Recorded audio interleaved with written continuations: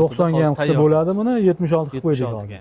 Assalomu alaykum, Traktor Boros kanalining kuzatuvchilari. Bugun e'tibor markazimizda 90 sxemadagi kultivatorimiz 76 ga perdelka bo'lgan holatdagi qismini ko'rsatamiz. Assalomu alaykum shirkat aka.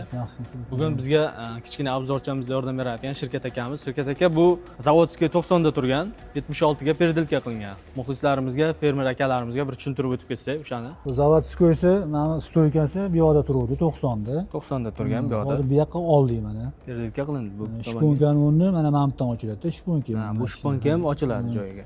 Joyiga ochiladi 76 bilan. Xohlasanglar 90 qilib ishlatsangiz bo'laveradi mana. Buni bu yoqqa oldik, Mamatligisini o'rgindi bu yoqqa oldik mana. Buni zavodskiy shponkasi bor, o'zi turibdi bu. 76 bo'lsa 60 ga ham tushadi bu. 60 ga ham qilsa bo'ladi. 60 ga ham o'zgartirsa bo'ladi. Perdelka qilib bemalol. Bu oldi qismi bu. Oldi qismi. Orqa qismi naryoqda mana. Orqa qismi ham perdelka qilib o'zgartirilgan. Zavodskiy 90 bo'lgan, 76 ga bu ham xuddi shunaqa perdelka qilingan. Xuddi shunaqa bo'ldi. Mana bu yerdan bu yoqqa surilgan, mana Mamatda edi bu. Oldida. Bu yoqqa oldik hozir. Bu perdelka qilingan bu. Perdelka qilingan bu ham. Navesli betga qo'yildi mana. Mana mana shundan ozgina qo'shimcha perdelka qo'yildi. Perdelka qildik. Bu yertigini bu yoqqa oldik, bu yertigini bu yoqqa olib, mana mana shu anaqa perdelka qilib, mana shunaqasini oldik. Zamogini. Bemalol zavodskiy bemalol ishlatib turadi, bemalol traktorga ular. 90 da turgan, 76 da 90 ga ham qilsa bo'ladi, buni 76 qilib qo'ydik hozir. Значит, buni 60 ga ham tushirsa bo'ladi. 3 xil sxemada ishlaydi.